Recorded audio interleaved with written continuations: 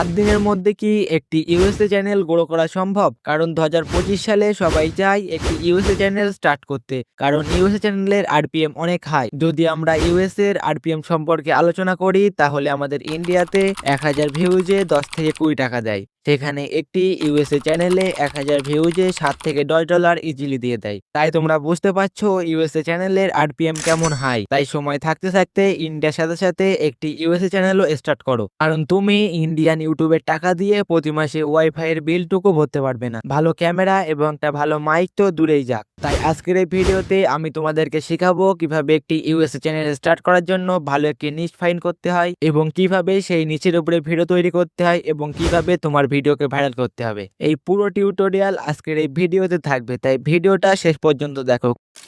আমরা যে নিশের উপরে ভিডিও তৈরি করব সেটি হচ্ছে বিজনেস ডকুমেন্টারি। তো ইউএসএ বিজনেস ডকুমেন্টারি ভিডিও তৈরি করতে হলে তোমাদেরকে প্রথমে একটি স্ক্রিপ্ট লিখতে হবে। তো আমি আগে থেকেই একটি স্ক্রিপ্ট তৈরি করে রেখেছিলাম, সেটি আমি এখান থেকে নর্মালি কপি করব এবং আপনারা চলে আসবেন গুগল ক্রোমে এবং এখানে এটি লিখে সার্চ করবেন এবং প্রথম যেই ওয়েবসাইটটি আসবে সেটিকে এখান থেকে সিম্পলি ওপেন করবেন এবং একটু স্ক্রল করে নিচের দিকে আসবেন। এখানে দেখতে পাবেন অল ল্যাঙ্গুয়েজ।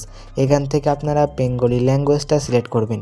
তো আমি এখান থেকে বেঙ্গলি ল্যাঙ্গুয়েজটা সিলেক্ট করে নিচ্ছি এবং এখান থেকে আপনারা আপনাদের ভয়েস আর্টিস্ট সিলেক্ট করবেন।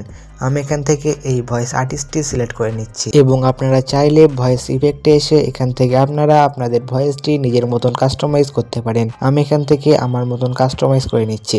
আপনারা আপনাদের ভয়েস অনুযায়ী কাস্টমাইজ করবেন এবং এই প্রসেসটি সবাই জানে। এখান থেকে আপনারা আপনাদের স্ক্রিপ্টটি দেবেন এবং নিচের থেকে যেই কোডটি রয়েছে এই কোডটি এখানে এন্টার করে সিম্পলি আপনাদের ভয়েসটি জেনারেট করে নেবেন।